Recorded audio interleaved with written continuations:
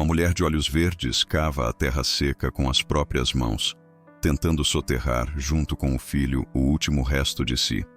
Viúva de um homem cruel, odiada pelos colonos, rejeitada por todos, ela pensa que nada mais pode queimá-la, até sentir um par de olhos negros a observando. Ele surge das sombras como um presságio. Um Apache marcado por cicatrizes e lendas, que deveria odiá-la por tudo o que ela representa, mas a toca como quem já conhece sua dor. O que começa como consolo proibido, logo se transforma numa paixão feroz, perigosa e impossível de controlar. Entre beijos que ardem como fogo, segredos ancestrais e perseguições que farejam suas almas, eles descobrirão que amar o inimigo pode ser mais devastador do que qualquer guerra, e que às vezes é o próprio destino que quer vê-los arder. Se histórias de amor intensas e inesperadas como esta tocam o seu coração, se inscreve aqui no canal e comente o que achou. Todos os dias postamos novas tramas que emocionam e surpreendem. Descubra agora o romance que ninguém ousou viver. A chuva caía pesada sobre a terra vermelha de Mato Grosso do Sul quando Luana encontrou o corpo do irmão. Era madrugada e as nuvens carregadas escondiam a lua por trás dos eucaliptos que cercavam a fazenda Santa Helena. Ela estava ajoelhada na lama, abraçada ao peito ensanguentado de Gabriel, quando ouviu os passos se aproximando pela estrada de chão batido. Não ergueu os olhos. Sabia que nada mais importava. Suas unhas sujas de terra e sangue, os joelhos feridos contra as pedras, os soluços que saíam rasgados da garganta. Luana era, naquele momento, a própria imagem do desespero. E ainda assim, havia algo nela que o fez parar. Rodrigo Vasconcelos, herdeiro de uma das maiores fortunas do agronegócio sul-mato-grossense, observava aquela mulher, filha de um capataz, inimiga por posição, por tudo o que representava para os negócios de sua família, e sentia uma inquietação estranha lhe percorrer as veias. A blusa molhada colava-se ao corpo dela, revelando curvas que ele já havia notado outras vezes, sempre de longe, sempre com a consciência pesada de quem sabia que não deveria reparar. Quando ela finalmente ergueu o rosto e o olhou pela primeira vez com aquela intimidade forçada pela tragédia, seus olhos castanhos, ainda turvos de choro, lhe acertaram como uma facada. Era bonita de um jeito selvagem, mas algo em sua postura, mesmo quebrada diante da morte, desafiava qualquer tentativa de piedade condescendente. Ele a ajudou a carregar Gabriel até a casa dos pais dela. Não houve palavras no começo. Apenas o som da chuva batendo nas folhas de bananeira, o cheiro da terra encharcada, o leve roçar de braços quando dividiram o peso do corpo. Ela não recuou quando a mão dele tocou a sua. Mas quando colocaram Gabriel sobre a mesa da cozinha simples, quando tudo enfim estava feito, a respiração dela desabou num gemido mais animal que humano, e foi então que ele se ajoelhou ao lado dela, pousando uma mão grande sobre seu ombro trêmulo, como quem reconhece no outro a mesma dor que carrega escondida. Naquela madrugada, ele não a deixou sozinha. Rodrigo ficou na varanda da casa pequena, sentado numa cadeira de plástico branco, enquanto ela velava o irmão lá dentro. De vez em quando, escutava seus soluços abafados misturados às orações sussurradas da mãe. Sabia que sua presença ali era imprópria. Um Vasconcelos não velava peão. Não se misturava com a gente do campo, não arriscava a reputação da família por uma questão de consciência. Mas algo novo latejava dentro dele toda vez que ouvia a voz rouca de Luana chamando o nome do irmão.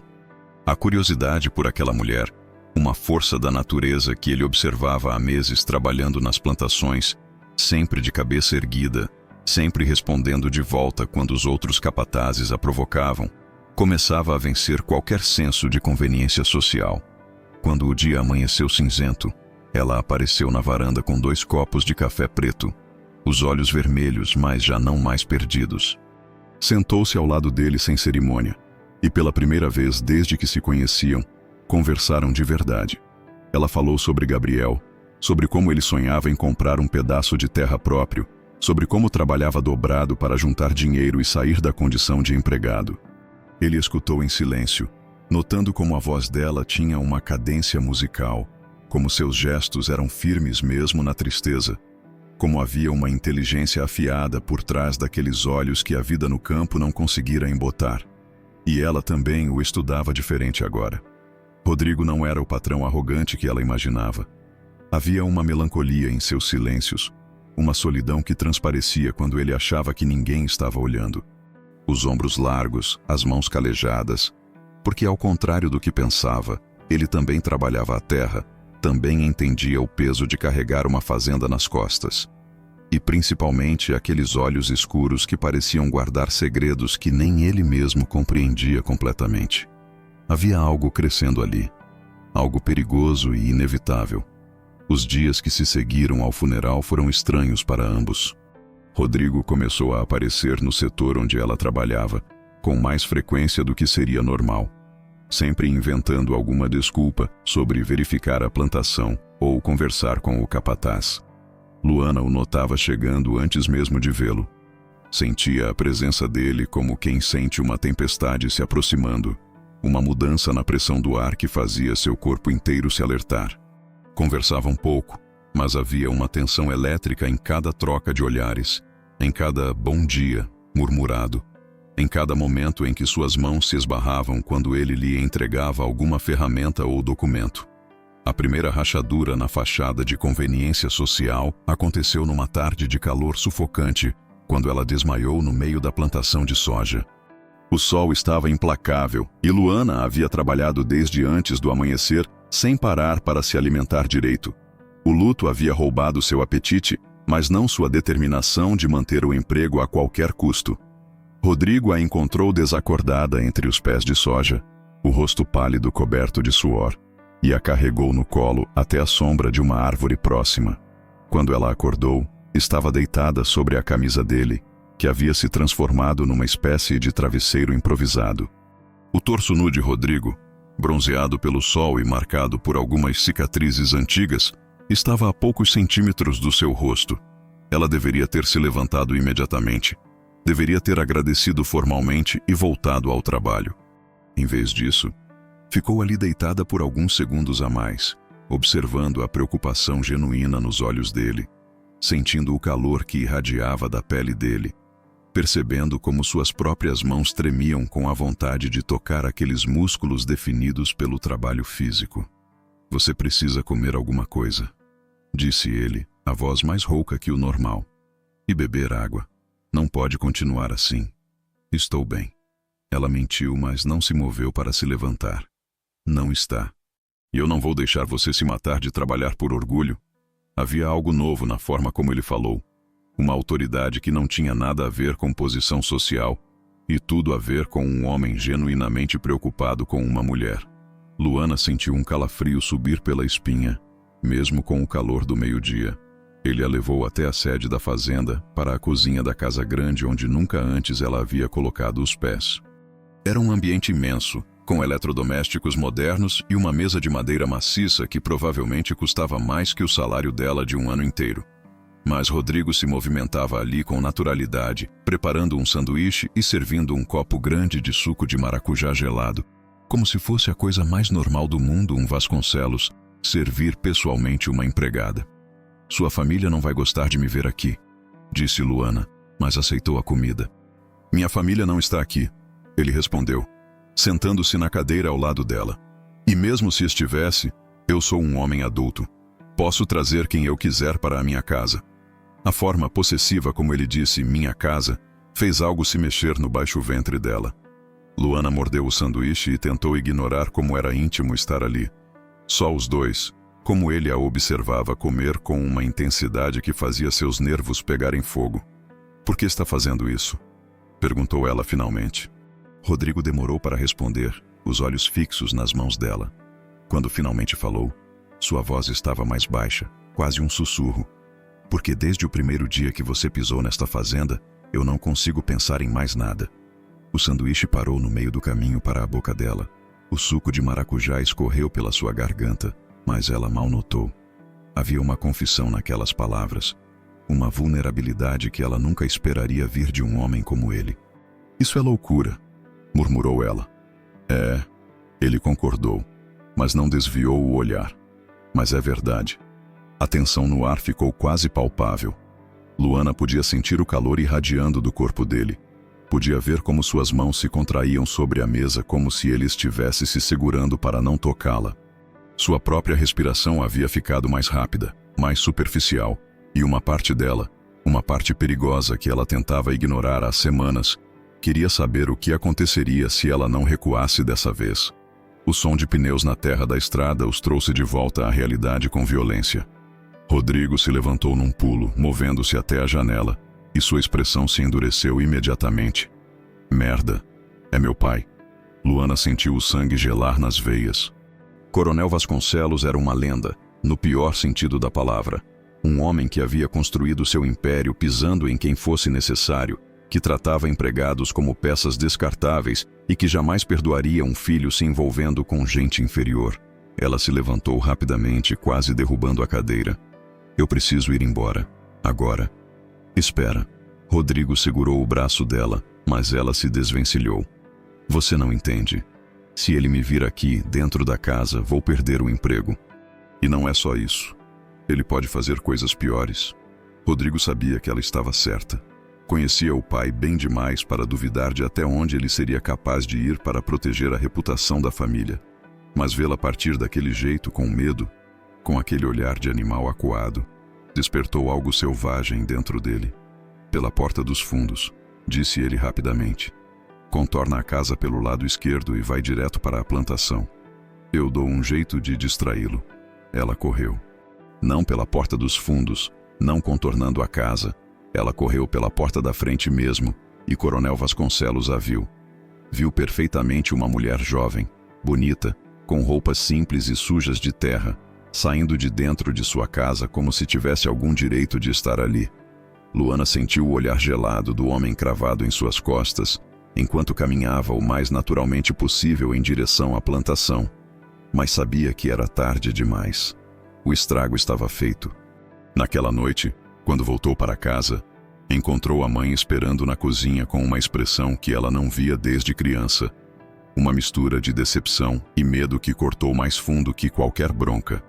Luana, o que você fez? Nada, mãe. Eu não fiz nada. O capataz esteve aqui. Disse que você foi vista saindo da casa grande hoje. Disse que o coronel quer falar com você amanhã cedo. Luana sentou-se pesadamente na cadeira, sabendo que sua vida havia mudado definitivamente naquele momento. E a mudança não tinha sido por escolha dela. Havia começado algo que nenhum dos dois sabia como terminar. E agora, querendo ou não, iam descobrir até onde uma paixão proibida pode arrastar duas pessoas quando o mundo inteiro conspira para separá-las. O escritório do Coronel Vasconcelos cheirava a couro e fumo de charuto, um aroma pesado que impregnava as paredes de madeira escura e os livros empoeirados. Luana estava de pé diante da mesa imensa, as mãos entrelaçadas na frente do corpo, tentando controlar o tremor que insistia em tomar conta de seus dedos. Do outro lado, o homem mais poderoso da região a estudava com olhos frios como gelo, calculistas como os de uma cobra prestes a dar o bote. Ah, sente-se, ordenou ele, sem tirar o charuto da boca. Ela obedeceu, escolhendo uma cadeira de couro que parecia engoli-la inteira. O coronel era um homem grande, de ombros largos e cabelos grisalhos penteados para trás, com rugas profundas ao redor dos olhos que falavam de décadas construindo um império sem se importar com quem pisava pelo caminho. Havia fotos nas paredes, ele apertando a mão de políticos, em inaugurações de usinas, recebendo prêmios de associações ruralistas. Um homem acostumado a ter o que queria. 23 anos trabalhando nesta fazenda, disse ele finalmente, folheando uma pasta que havia sobre a mesa. Seu pai, João Santos, começou aqui como peão, subiu a capataz, nunca me deu problemas. Homem direito, trabalhador, que sabe qual é o seu lugar. A mãe, Dona Célia, trabalhou na casa grande por 15 anos, até aposentar. Gente boa, gente de confiança. Luana não disse nada. Sabia que ainda não era sua vez de falar. Você cresceu aqui. Eu vi você brincando no terreiro quando era menina. Vi quando começou a trabalhar aos 16. Vi quando seu irmão Gabriel... Ele fez uma pausa calculada, observando a reação dela ao nome. Coisa triste o que aconteceu com o Gabriel. Rapaz trabalhador, com futuro. Uma perda para todos nós. As unhas de Luana se cravaram nas palmas das mãos. O coronel estava brincando com ela, como um gato brinca com um rato antes de matá-lo. Mas você, Luana, você me preocupa. Agora ela ergueu os olhos, encontrando o olhar dele pela primeira vez desde que entrara na sala. Por que, senhor? Porque você não sabe qual é o seu lugar. As palavras caíram no ar como chumbo. O coronel se recostou na cadeira, soprando a fumaça do charuto na direção dela, e Luana sentiu como se o teto estivesse desabando sobre sua cabeça. Ontem você estava na minha casa, na cozinha da minha casa, comendo na minha mesa. E não foi a primeira vez que notei você e meu filho, conversando mais do que seria apropriado. O coração dela disparou, mas forçou-se a manter a expressão neutra. Eu desmaiei no campo, senhor. Seu filho apenas me ajudou. Não houve nada de impróprio. Não houve nada de impróprio, repetiu ele, imitando o tom de voz dela com sarcasmo. Claro que não houve. Um Vasconcelos carregando uma empregada no colo, dando comida na boca dela, ficando sozinho com ela numa casa vazia. Tudo muito inocente. Luana sentiu o sangue subir ao rosto. Como ele sabia de tantos detalhes? Alguém os tinha visto. Alguém havia contado tudo. Rodrigo é um bom menino, continuou o coronel, levantando-se e começando a caminhar ao redor da mesa. Mas é jovem, impressionável. E você é exatamente o tipo de mulher que pode fazer um homem perder a cabeça. Bonita, com esse jeito de vítima que desperta instintos protetores, inteligente o suficiente para saber exatamente o que está fazendo. Eu não estou fazendo nada, senhor. Mentira, ele disse, parando atrás da cadeira dela. Luana podia sentir a presença dele, ameaçadora como uma sombra. Você está seduzindo meu filho, deliberadamente.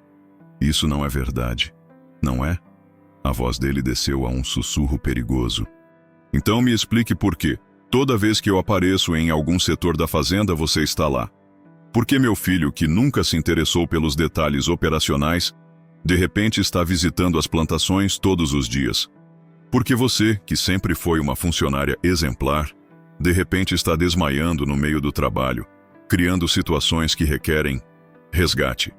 Cada palavra era uma facada. O coronel havia mapeado tudo, analisado cada encontro, cada olhar, cada gesto como se fosse uma operação militar. Vou ser claro com você, Luana.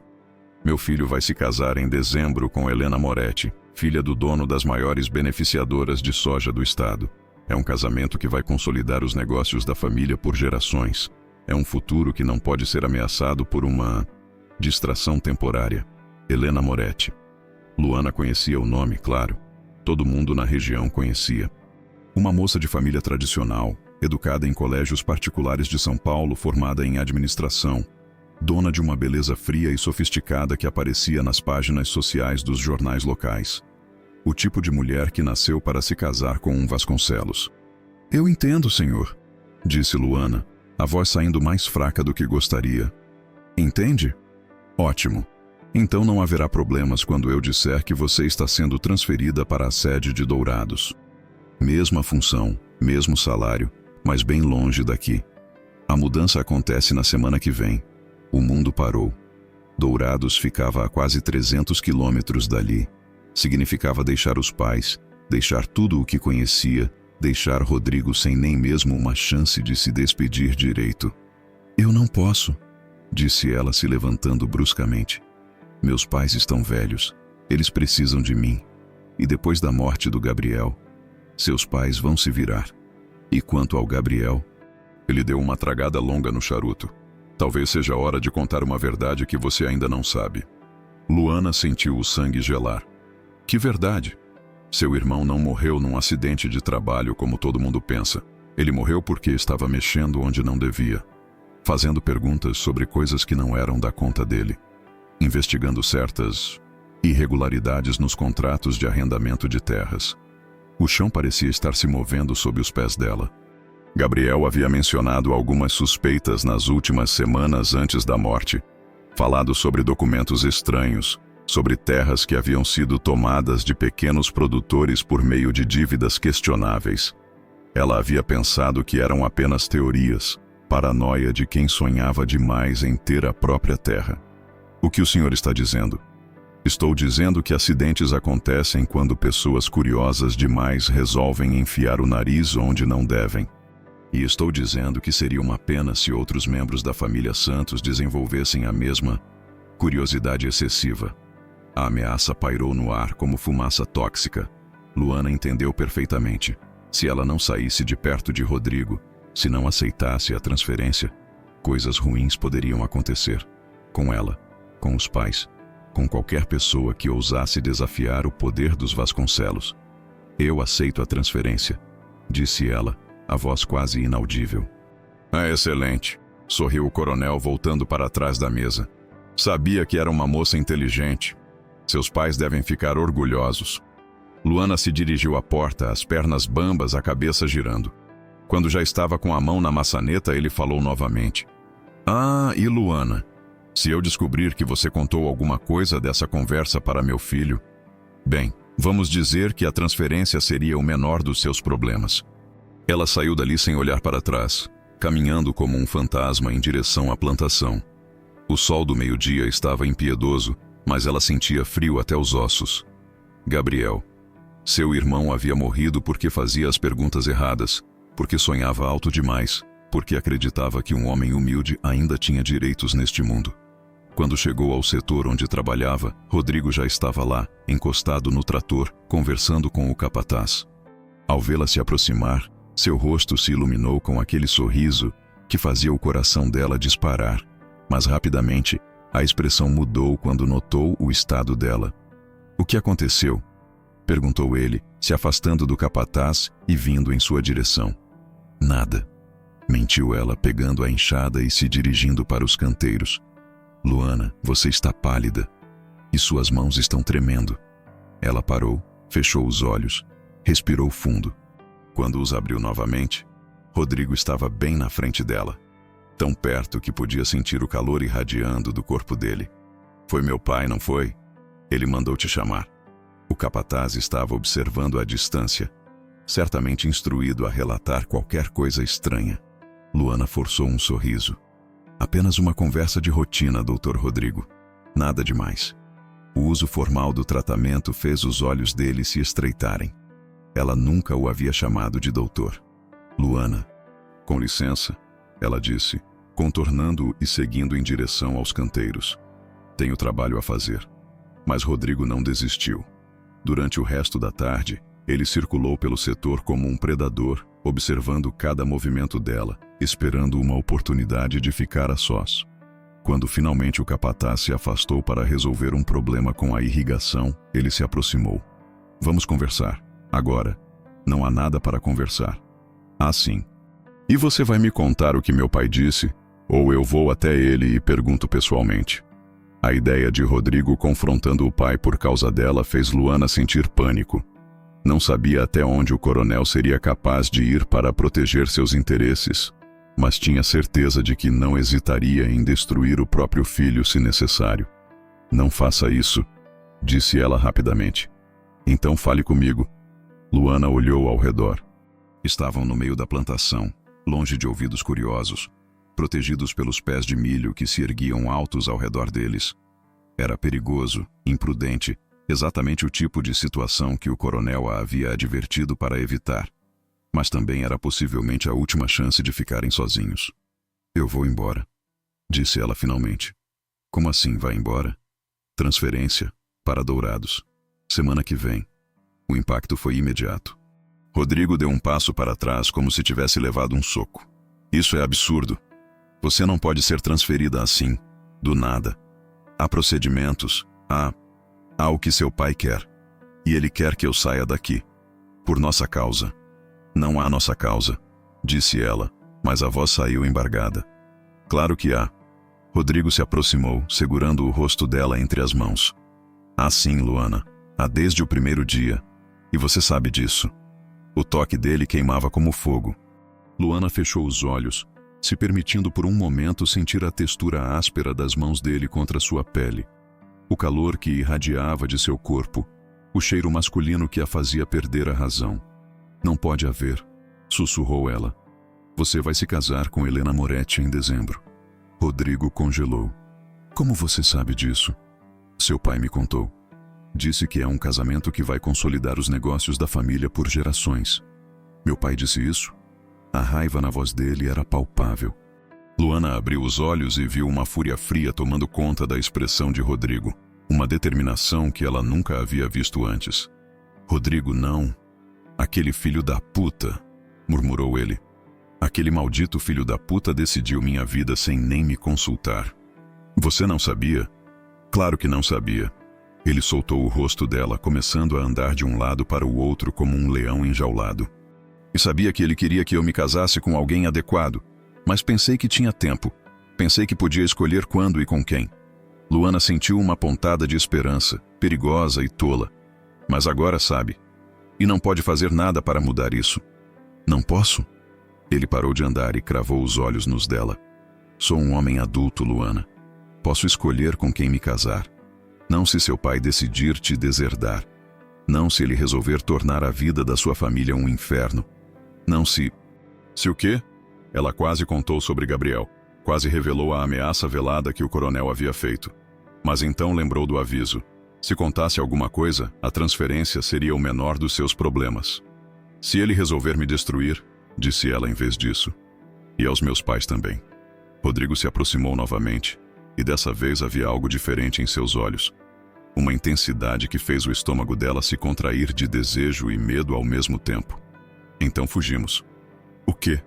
Você ouviu. Fugimos daqui. Vamos para longe. Recomeçamos em outro lugar. Eu tenho dinheiro guardado, contatos em outras cidades. Podemos... Rodrigo, pare.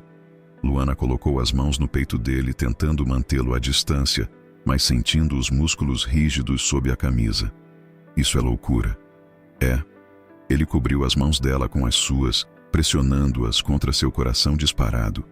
Mais louco do que passar o resto da vida fingindo que não sinto o que sinto. Mais louco do que me casar com uma mulher que não amo enquanto você vai embora para sempre. Você mal me conhece. Eu te conheço há 3 meses. Te observo todos os dias, escuto sua voz.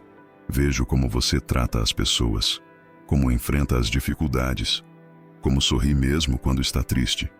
Sei que você é forte, inteligente, leal, e que quando fica brava seus olhos ficam mais escuros. Sei que você tem uma cicatriz pequena no pulso esquerdo, e que sempre morde o lábio inferior quando está concentrada.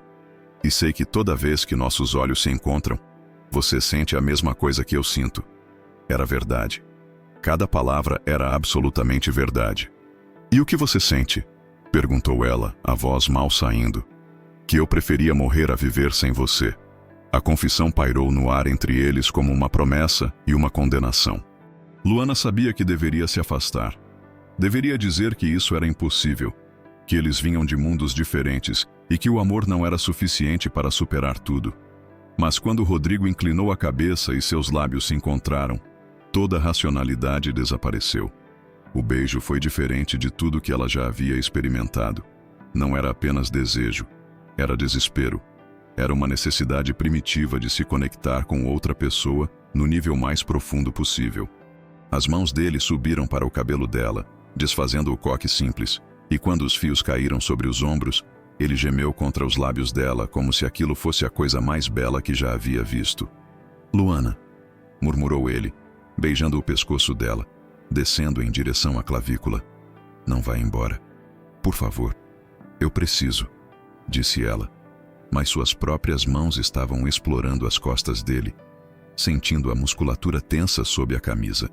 Se eu ficar, ele vai nos destruir. Deixa ele tentar.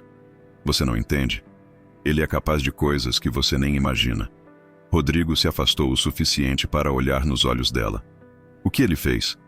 Por um momento, Luana quase contou tudo. Quase falou sobre Gabriel, sobre as ameaças, sobre o medo que estava corroendo por dentro. Mas então ouviu passos se aproximando, vozes conhecidas, e empurrou Rodrigo para longe com força. Alguém está vindo. Eles se separaram rapidamente, Luana fingindo examinar os pés de milho, enquanto Rodrigo simulava verificar a qualidade do solo. Quando o capataz apareceu entre as fileiras, acompanhado de 2 outros trabalhadores, a cena parecia perfeitamente inocente. Mas o estrago já estava feito. Naquela noite, Quando Luana chegou em casa, encontrou um envelope debaixo da porta. Dentro, uma única foto. Ela e Rodrigo se beijando no meio da plantação, tirada de longe, mas com qualidade suficiente para não deixar dúvidas sobre o que estava acontecendo. No verso, uma mensagem escrita à mão. A transferência foi cancelada.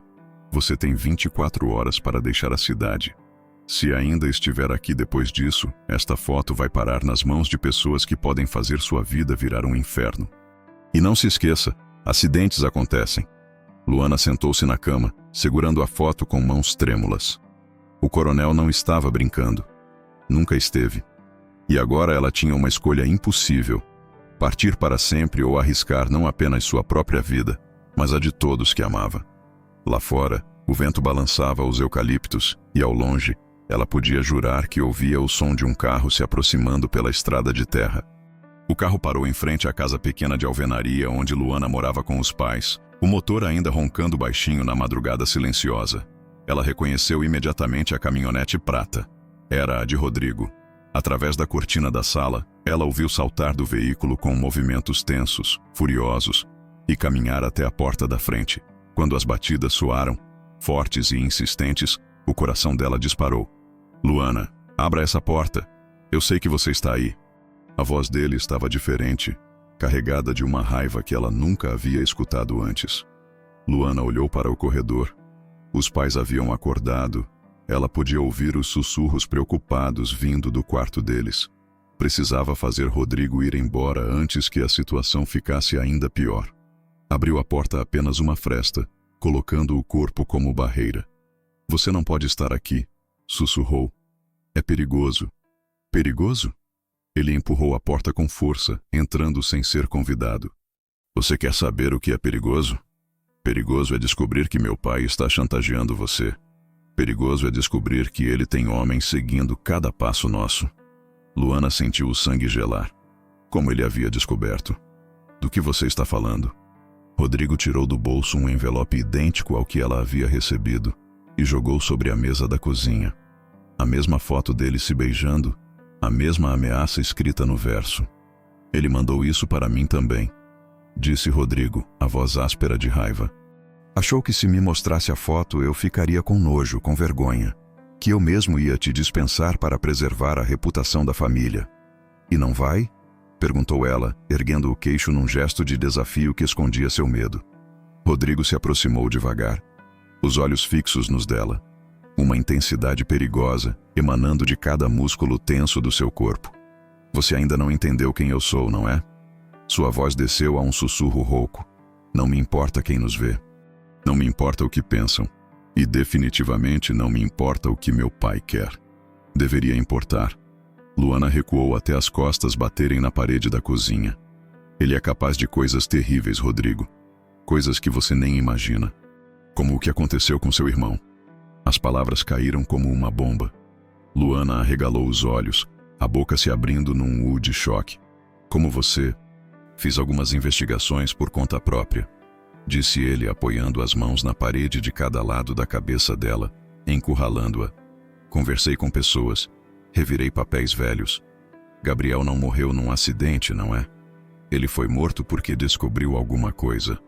Lágrimas começaram a escorrer pelo rosto de Luana. A verdade, guardada como um veneno dentro dela há tanto tempo, finalmente estava sendo exposta. Ele descobriu sobre as terras, sussurrou ela. Pequenos produtores que perderam suas propriedades por dívidas forjadas, documentos falsificados. Seu pai tem um esquema há anos, pegando terra de gente humilde por uma fração do valor real. E quando Gabriel quis denunciar, aconteceu um acidente. Um trator que perdeu os freios bem na hora que ele estava passando. Que coincidência, não é? Rodrigo fechou os olhos, o maxilar contraindo. Quando os abriu novamente, havia uma determinação feroz lá dentro. Nós vamos acabar com isso. Nós? Luana balançou a cabeça. Não há nós, Rodrigo. Eu vou embora hoje à noite. E você vai se casar com Helena Moretti em dezembro, como seu pai planejou. Não vou. Vai sim. Porque se você não fizer isso, ele vai matar mais gente. E eu não posso carregar esse peso na consciência. Rodrigo segurou o rosto dela entre as mãos. forçando-a a olhá-lo nos olhos. Escuta bem o que eu vou dizer, Luana Santos. Eu não vou deixar você partir. Não vou me casar com uma mulher que não amo. E não vou deixar meu pai continuar destruindo vidas impunemente. E como você pretende impedir tudo isso? A voz dela saiu embargada pelas lágrimas. Ele tem dinheiro, poder, contatos. Pode fazer qualquer coisa parecer um acidente. Porque eu tenho algo que ele não tem. O quê? Evidências. Rodrigo afastou-se dela o suficiente para tirar um pendrive do bolso. Gabriel era mais esperto do que meu pai imaginava. Antes de morrer, ele conseguiu copiar vários documentos. Contratos fraudulentos, registros de pagamentos para autoridades, até gravações de conversas comprometedoras. Tudo está aqui. Luana olhou para o pequeno objeto como se fosse uma cobra venenosa. Onde você conseguiu isso? Na casa dos seus pais. Gabriel escondeu numa lata de biscoitos na despensa. Deixou um bilhete dizendo que se alguma coisa acontecesse com ele, era para procurar ali. Você vasculhou a casa dos meus pais? Eu conversei com sua mãe hoje cedo. Contei que suspeitava que a morte de Gabriel não tinha sido acidental. Ela chorou, mas me levou até o esconderijo. Disse que estava esperando alguém aparecer, que Gabriel havia contado que se algo lhe acontecesse, alguém viria procurar a verdade. Luana se deixou escorregar pela parede até sentar no chão, as pernas sem força. A revelação era demais para processar. Minha mãe sabia. Ela suspeitava, assim como você. Mas vocês duas estavam com medo demais para agir. E você não está? Rodrigo se ajoelhou na frente dela, pegando suas mãos entre as suas. Estou apavorado, admitiu ele. Mas estou mais com medo de perder você do que de enfrentar meu pai. O som de passos no corredor os interrompeu. Dona Célia apareceu na entrada da cozinha, usando um roupão velho sobre a camisola, os cabelos grisalhos desalinhados pelo sono. Mas seus olhos estavam alertas, determinados. Rodrigo, disse ela, com uma firmeza na voz que surpreendeu Luana. Você encontrou? Encontrei, Dona Célia. Está tudo aqui. Mãe, Luana se levantou rapidamente. O que está acontecendo? O que deveria ter acontecido há 3 meses, filha? Justiça para seu irmão. Dona Célia se aproximou e pegou o pendrive das mãos de Rodrigo, observando-o como quem segura o futuro entre os dedos. Gabriel me fez prometer que se ele morresse, eu encontraria uma forma de expor a verdade. Só não sabia como. Até você aparecer aqui hoje cedo, menino. Vocês estão loucos, disse Luana passando as mãos pelo cabelo. Vocês não sabem do que o coronel é capaz. Ele vai matar todos nós. Talvez, concordou Dona Célia. Ou talvez seja a hora de mostrar para ele que gente humilde também sabe lutar quando é preciso. Rodrigo se levantou e estendeu a mão para Luana. Vem comigo. Para onde? Para acabar com isso de uma vez por todas. Rodrigo, não. É suicídio. É libertação. Ele corrigiu. Para nós dois. Luana olhou para a mãe, que assentiu com a cabeça. Depois para Rodrigo, que a observava com uma intensidade que fazia seu coração disparar.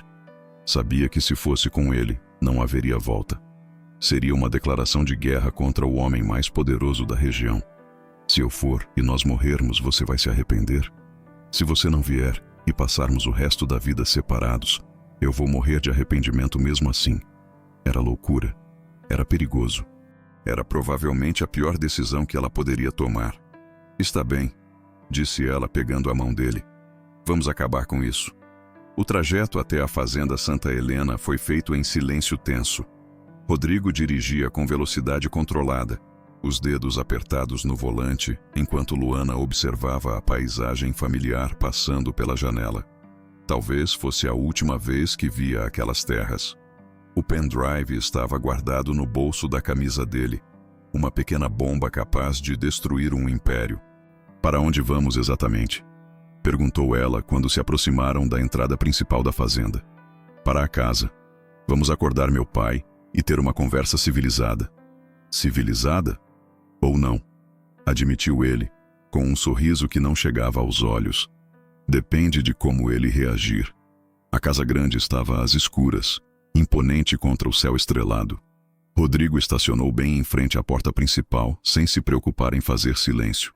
Quando saíram do carro, Luana pôde sentir o olhar de vigias escondidos na escuridão. O coronel sempre tinha homens de guarda, especialmente à noite. Ainda dá tempo de mudar de ideia, disse Rodrigo parando com a mão na maçaneta da porta. Não dá não, respondeu ela. Não mais. Eles entraram na casa como proprietários. Rodrigo acendeu as luzes da sala principal, depois da cozinha, depois do corredor, fazendo barulho suficiente para acordar os mortos. Em poucos minutos, escutaram passos pesados descendo a escada principal. O coronel Vasconcelos apareceu no topo da escadaria usando um roupão de seda sobre o pijama, os cabelos desalinhados, mas os olhos já completamente alertas. Quando viu Luana ao lado do filho, sua expressão endureceu. Rodrigo, o que significa isso?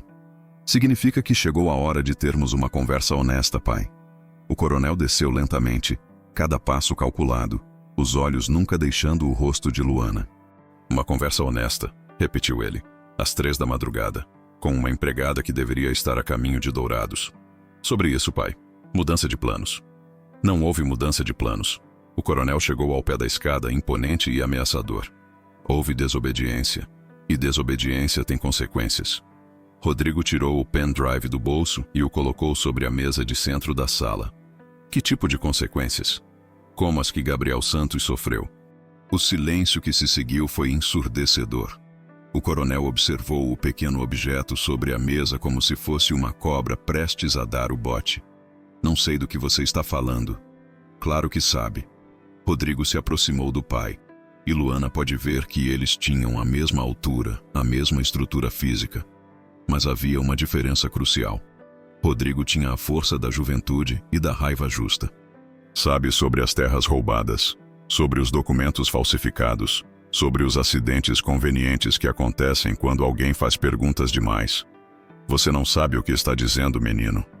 Não sou menino, pai, e sei exatamente o que estou dizendo. O coronel desviou o olhar para Luana e havia uma frieza lá que a fez estremecer. Você, disse ele, essa é a sua vingança? Seduzir meu filho, encher a cabeça dele de mentiras sobre seu irmão. Meu irmão não morreu num acidente, disse Luana, encontrando coragem que não sabia que tinha. E você sabe disso. Acidentes acontecem. Não quando são planejados. A tensão no ar era palpável. Os 3 se mediam como adversários, cada um esperando o movimento do outro. Rodrigo, disse o coronel finalmente, a voz perigosamente calma. Você está cometendo um erro que vai custar caro. Para você e para ela. A única coisa que vai custar caro é você continuar achando que pode controlar minha vida. Eu posso e vou controlar sua vida enquanto você carregar meu nome e viver da minha herança. Então talvez seja a hora de abrir mão das duas coisas. A bofetada veio rápida e forte, o estalo ecoando pela sala grande. Luana gritou, mas Rodrigo nem se moveu. Apenas encarou o pai, uma marca vermelha se formando no rosto, os olhos queimando de fúria. Você bateu em mim pela última vez, disse ele, a voz baixa e perigosa. E você vai se casar com Helena Moretti em dezembro, ou eu garanto que essa vagabunda e a família dela vão descobrir o que acontece com quem me desafia. Foi a gota d'água. Rodrigo avançou contra o pai com a força de um touro, e os dois foram ao chão no meio da sala, rolando entre os móveis caros, trocando socos e chutes numa luta primitiva que expunha décadas de ressentimentos acumulados. Luana tentou separá-los, mas levou uma cotovelada acidental que a mandou contra a parede. Quando conseguiu se recuperar, viu Rodrigo por cima do pai, as mãos segurando a gola do roupão, os olhos injetados de sangue.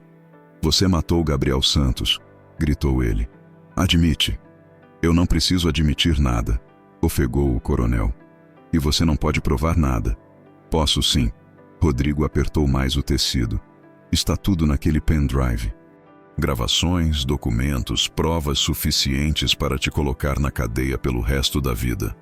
O coronel olhou para o objeto sobre a mesa, depois de volta para o filho. Mesmo se isso fosse verdade, você nunca teria coragem de usar, porque sabe o que aconteceria com ela. Ele virou os olhos na direção de Luana. E com os pais dela. Experimente me testar. A voz que veio da porta os fez congelar. Luana se virou e viu Dona Célia entrando na sala, acompanhada de seu pai, João, e mais 3 homens que ela reconheceu como trabalhadores da fazenda, todos armados. "O que vocês estão fazendo aqui?" perguntou o coronel, ainda no chão. "O que devíamos ter feito há muito tempo", respondeu João, a voz firme apesar da idade, "nos defendendo de um tirano." Dona Célia se aproximou da mesa e pegou o pendrive. "Enquanto vocês brigavam aqui, nós fizemos várias cópias", disse ela. "Uma foi para a Polícia Federal em Campo Grande, outra para o Ministério Público, e uma terceira para aquele jornalista de São Paulo que anda investigando irregularidades em terras rurais." O rosto do coronel perdeu toda a cor. "Vocês não sabem o que fizeram." "Sabemos", disse Rodrigo, se levantando e estendendo a mão para ajudar o pai. "Fizemos justiça." O coronel não aceitou a ajuda, levantando-se sozinho e alisando o roupão amassado. "Acham que isso vai acabar comigo? Eu tenho recursos, advogados, contatos. Em uma semana, todos vocês vão estar mortos ou desejando estar." "Talvez", concordou Dona Célia. "Mas pelo menos Gabriel poderá descansar em paz. E nós poderemos viver livres", acrescentou Luana, se aproximando de Rodrigo e entrelaçando os dedos com os dele. O coronel observou o gesto com nojo. "Livre? Vocês acham que vão ficar livres? Vão passar o resto da vida olhando por cima do ombro, esperando a vingança. Porque ela vai vir, menina. Pode ter certeza de que vai vir." Rodrigo puxou Luana para mais perto, envolvendo-a com o braço numa proteção possessiva. "Deixa vir", disse ele. "Nós enfrentamos juntos." "Juntos?" O coronel riu, um som amargo e sem humor. "Vocês acham que o amor vai ser suficiente? Quando a fome apertar, quando os recursos acabarem, quando descobrirem que lutar contra o sistema é mais difícil do que imaginavam?" "A gente descobre", respondeu Luana, surpreendendo a si mesma com a firmeza na voz. "E Helena?" perguntou o coronel ao filho. "O que vou dizer para os Moretti?" "Diga que seu filho preferiu escolher por conta própria." O coronel olhou ao redor da sala para os homens armados, para a nora que havia rejeitado, para o filho que havia perdido. Quando seus olhos voltaram para Luana, havia algo diferente lá. Não mais desprezo, mas uma espécie de respeito relutante. "Você conseguiu", disse ele finalmente. "Conseguiu tirar meu filho de mim." "Eu não tirei ninguém de ninguém", respondeu ela. "Ele escolheu." "Escolheu mesmo", confirmou Rodrigo. "E não me arrependo." Do lado de fora, o som de sirene se aproximando cortou a tensão do momento. A Polícia Federal havia chegado. O coronel endireitou os ombros, recuperando parte da postura altiva. "Isso não acabou", disse ele, olhando especificamente para Luana. "Podem ter vencido hoje, mas eu ainda tenho cartas na manga." Quando os policiais entraram na casa, encontraram uma cena curiosa. Um dos homens mais poderosos do agronegócio sendo confrontado por seu próprio filho, uma mulher humilde que havia se tornado o centro de uma revolução, e um grupo de trabalhadores rurais que havia decidido não aceitar mais ser pisoteado. Enquanto levavam o coronel algemado, ele gritou por cima do ombro: "Rodrigo, você ainda é meu filho! Não se esqueça disso!" Mas Rodrigo não respondeu. Apenas apertou Luana contra o peito e sussurrou em seu ouvido: "Agora somos livres." Ela queria acreditar. Queria mesmo. Mas algo lhe dizia que a liberdade tinha um preço, e eles ainda não sabiam qual seria. 3 meses depois da prisão do coronel Vasconcelos, Luana acordou com o cheiro de café fresco invadindo o quarto pequeno do apartamento que dividia com Rodrigo em Campo Grande. Havia se mudado para a capital após receber ameaças de morte de capangas ainda leais ao coronel. E Rodrigo havia feito a mesma coisa. Não por medo, mas porque queria recomeçar longe do império construído com o sangue do pai. Encontrou-o na cozinha minúscula, sem camisa, os músculos das costas tensionados enquanto mexia ovos numa frigideira velha. Em 3 meses, ele havia mudado completamente. O cabelo, antes sempre perfeitamente penteado, agora estava mais longo, desalinhado, com algumas mechas caindo sobre os olhos. A pele estava mais bronzeada, consequência dos trabalhos braçais que havia precisado aceitar para sobreviver. As mãos, que um dia foram macias, agora tinham calos de verdade. "Bom dia", murmurou ela, abraçando-o por trás e beijando o pescoço suado. "Bom dia, amor." Ele se virou nos braços dela, retribuindo o abraço. "Dormiu bem?" Melhor que ontem, mentiu ela. As noites ainda eram difíceis. Pesadelos com Gabriel, com o coronel, com homens encapuzados invadindo seus sonhos. Mas estava melhorando. Consegui um emprego, disse Rodrigo, servindo os ovos mexidos em 2 pratos desiguais. Onde? Numa cooperativa de produtores orgânicos. Vou ser supervisor de campo. O salário não é grande coisa, mas é honesto, completou ela sorrindo. É o que importa. Sentaram-se à mesa pequena que haviam comprado numa loja de usados. E Luana observou como a vida simples havia transformado Rodrigo em alguém completamente diferente.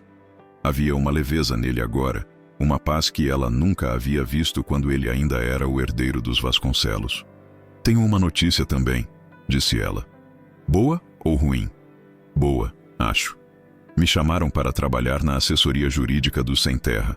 Vou ajudar famílias como a nossa a recuperarem terras que foram roubadas. Rodrigo parou de comer, os olhos se iluminando. Luana, isso é incrível. É exatamente o que você sempre quis fazer. Era verdade.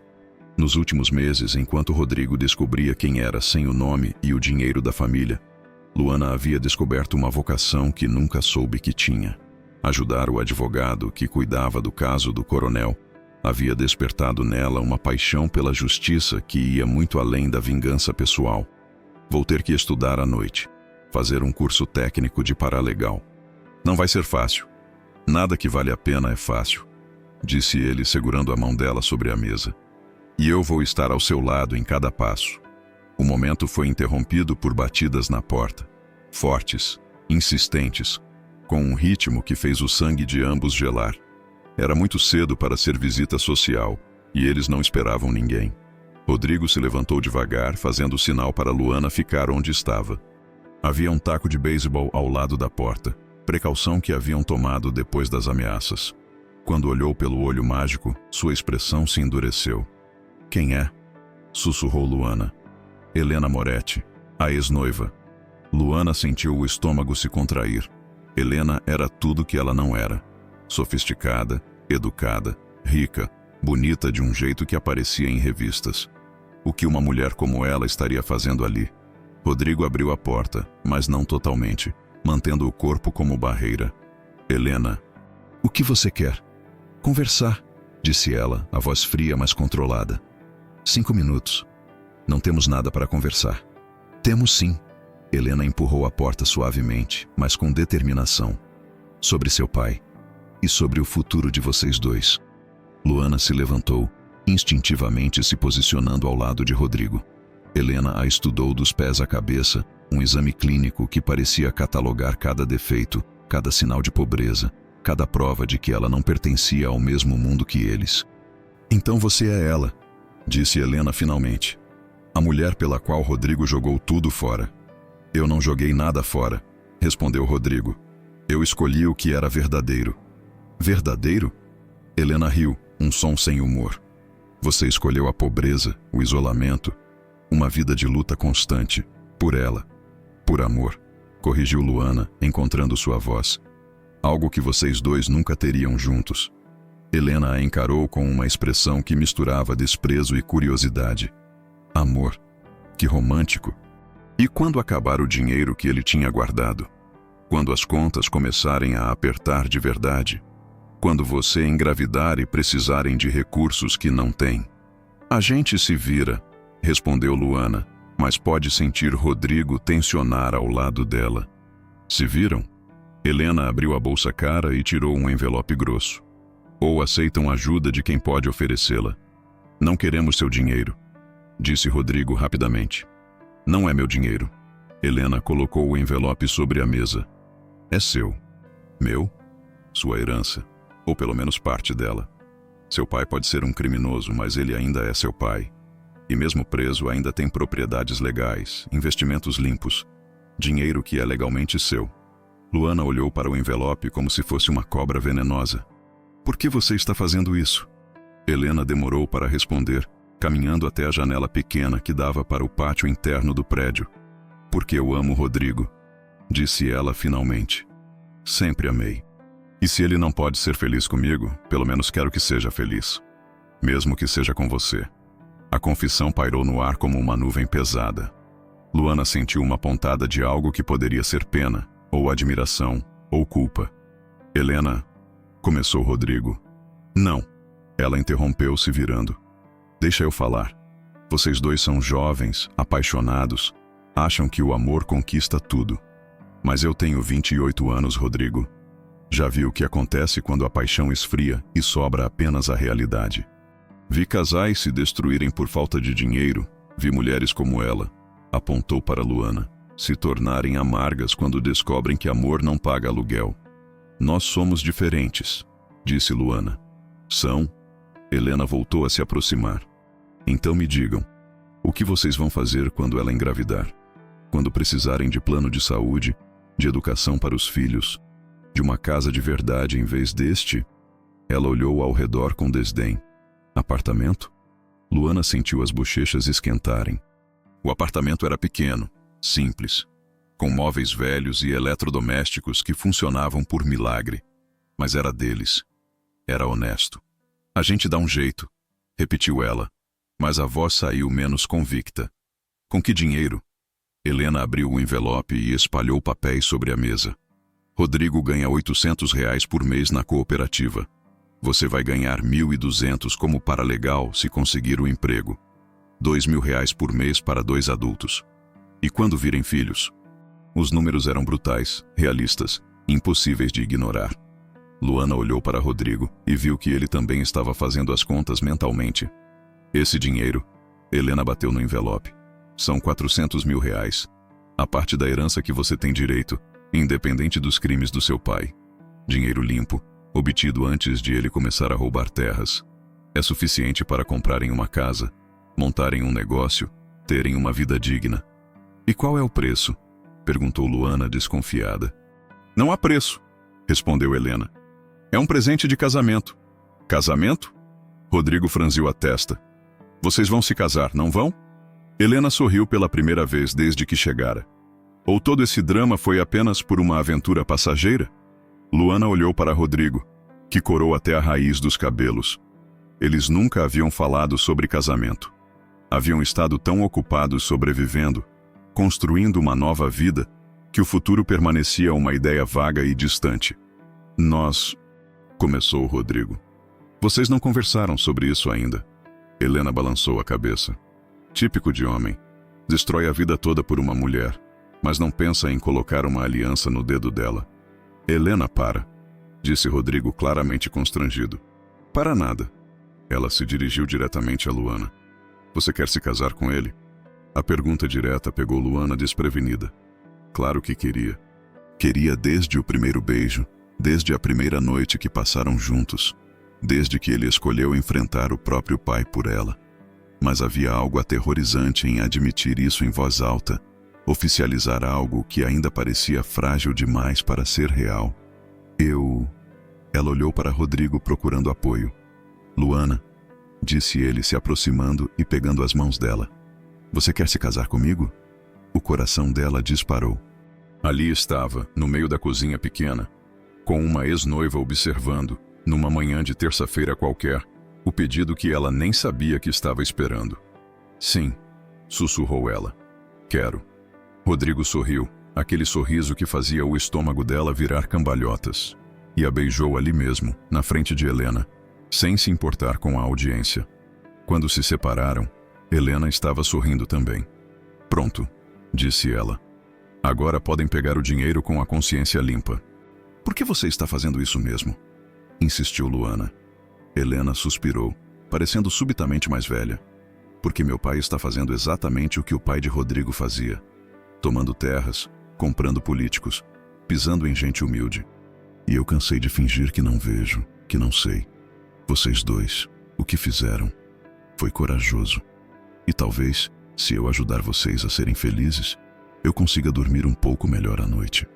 Era a resposta mais honesta que Helena havia dado desde que chegara. Luana a olhou com novos olhos, vendo não mais a rival perfeita, mas uma mulher presa numa gaiola dourada, tentando encontrar uma forma de fazer a coisa certa. Obrigada, disse Luana finalmente. Não me agradeçam ainda, respondeu Helena, pegando a bolsa. Usem esse dinheiro com sabedoria. Construam algo bom, algo que honre a memória do seu irmão. Quando Helena saiu, o apartamento ficou em silêncio. Luana e Rodrigo olharam para o envelope na mesa como se fosse um objeto alienígena. E agora? Perguntou ela. Agora, disse ele, puxando-a para mais um abraço. Nós fazemos o que ela disse. Construímos algo bom. 2 anos depois, Luana estava de pé no meio de um campo verdejante, observando as primeiras mudas de tomate brotando da terra vermelha. A fazenda era pequena, apenas 20 hectares, mas era deles, completamente deles. Rodrigo se aproximou por trás, envolvendo-a com os braços e pousando as mãos sobre a barriga arredondada dela. Como estão vocês duas hoje? Sussurrou no ouvido dela. Bem, respondeu Luana, cobrindo as mãos dele com as suas. Gabriela está quietinha hoje. Gabriela. Haviam decidido dar o nome do irmão morto para a filha, uma forma de honrar sua memória e garantir que a luta dele não seria esquecida. Seu pai ligou hoje cedo, disse Rodrigo. E a cooperativa de crédito aprovou o empréstimo para os Oliveira. Eles vão conseguir recuperar a terra que perderam para os capangas do meu pai. Luana sorriu. A pequena ONG que haviam criado com o dinheiro de Helena estava funcionando. Ajudavam famílias rurais a recuperarem terras roubadas, ofereciam assessoria jurídica gratuita e microcrédito para pequenos produtores. Era pouco, mas era um começo. E a audiência do seu pai? O rosto de Rodrigo se endureceu. O coronel havia sido condenado a 15 anos de prisão, mas ainda tentava recursos, ainda acreditava que o dinheiro e os contatos poderiam salvá-lo. Negaram o recurso. Vai ficar preso mesmo. Como você se sente com isso? Rodrigo demorou para responder, observando o horizonte onde o sol começava a se pôr. Aliviado, disse finalmente. E triste. Ele ainda é meu pai, por mais monstro que seja. Mas, aliviado. Caminharam de volta para a casa, pequena, simples, mas aconchegante, com uma varanda onde tomavam café todas as manhãs. Dona Célia estava na cozinha, preparando o jantar, cantarolando baixinho enquanto temperava um frango. Havia se mudado para perto deles depois que seu marido morreu. E agora ajudava a cuidar da propriedade e se preparava para ser avó. Como foi o dia de vocês? Perguntou ela quando os viu chegando. Produtivo, respondeu Luana, se sentando pesadamente numa cadeira. A gravidez estava no 7º mês e seu corpo começava a sentir o peso. Helena ligou, disse Dona Célia, servindo suco de maracujá gelado. Disse que vai vir para o casamento mesmo. Era verdade. Após 2 anos de namoro e muito trabalho árduo, finalmente haviam decidido oficializar a união. Seria uma cerimônia simples, na igreja da cidade, seguida de uma festa no salão paroquial. Nada luxuoso, mas cheio de amor e cercado das pessoas que realmente importavam. Ela não precisava, disse Rodrigo. Precisava sim, corrigiu Luana. Ela faz parte da nossa história. E além disso, eu gosto dela agora. Quem diria? Era verdade. Helena havia se tornado uma amiga improvável, visitando-os algumas vezes por ano, sempre trazendo presentes para a futura afilhada e atualizações sobre os negócios da família. Havia inclusive começado a reformular as práticas da empresa do pai, tentando reparar alguns dos danos causados ao longo dos anos. Naquela noite, depois que Dona Célia foi dormir, Luana e Rodrigo se sentaram na varanda, observando as estrelas. O silêncio do campo era terapêutico depois de tantos meses na cidade. Você se arrepende? Perguntou ela, a cabeça apoiada no ombro dele. De quê? De tudo. Da briga com seu pai, de perder a herança, de escolher esta vida em vez da que você poderia ter tido. Rodrigo ficou em silêncio por tanto tempo que ela pensou que ele havia adormecido. Quando finalmente falou, sua voz estava rouca de emoção. Luana, antes de te conhecer, eu estava morto por dentro. Rico, mas morto. Tinha tudo o que o dinheiro podia comprar, mas não tinha propósito, não tinha paixão, não tinha vida de verdade. Você me salvou. Esta vida, esta simplicidade, este amor, é mais do que eu jamais sonhei merecer. Ela se virou nos braços dele para olhá-lo nos olhos. E você me mostrou que eu podia ser mais do que uma filha de capataz. Que eu podia lutar, que podia vencer, que merecia ser amada completamente.